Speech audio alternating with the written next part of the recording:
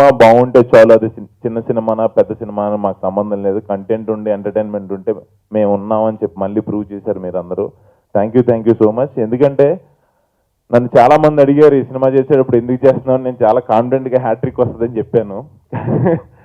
Friday పూట collections చూసినప్పుడు నేను ఎప్పుడు భయపడలేక హ్యాట్రిక్ వస్తుందని అనుకుంటా ఉన్నాను, కానీ ఫ్రైడే కలెక్షన్స్ చూసినప్పుడు ఏంటి డౌన్గా ఉంది అనుకున్నాను. బట్ అది డబ్బులు లేక అని చెప్పి మాకు తర్వాత తెలిసింది. కానీ నిన్న అయితే ఫ్రైడే సాటర్డే కలెక్షన్ కన్నా నిన్న కలెక్షన్ చాలా ఎక్కువ వచ్చిందని అన్నారు.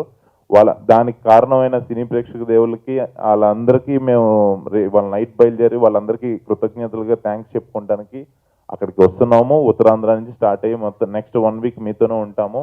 అండ్ మా ప్రతి సీన్, ఫస్ట్ సీన్ నుంచి లాస్ట్ సీన్ వరకు మేమేం చెప్తే ఎంటర్టైన్మెంట్ చేస్తుంటే ఎంటర్టైన్ అవుతున్నారు, ఎమోషన్ సీన్స్ దగ్గర సైలెంట్గా వింటున్నారు, మెసేజ్ చెప్తుంటే మెసేజ్ చాలా సైలెంట్గా వింటున్నారు. నిజంగా రావు రమేష్ గారి క్యారెక్టర్ నమ్మి ఈ సినిమా చేసినందుకు నాకు చాలా హ్యాపీగాను చాలా గర్వంగాను ఉంది. ఎందుకంటే ఆయనతో వర్క్ చేయడం కూడా చాలా ఇదిగా ఉంది. ఆయన దగ్గర నుంచి చాలా మంచి ఇన్పుట్స్ తీసుకున్నాము.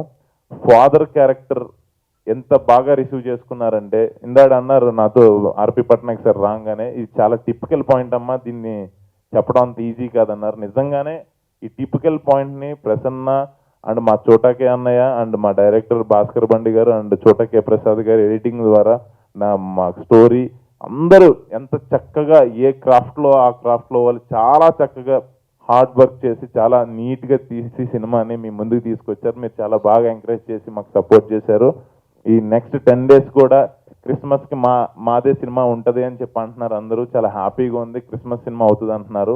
ఈ నెక్స్ట్ 10 days కూడా మీ బ్లెస్సింగ్స్ అండ్ సపోర్ట్ మాకు ఉండాలని మనస్ఫూర్తిగా కోరుకుంటున్నాం. Thank you. డిఓపి చోటాకే సార్కి థ్యాంక్ యూ సో మచ్, నన్ను ఇంత అందంగా చూపించినందుకు.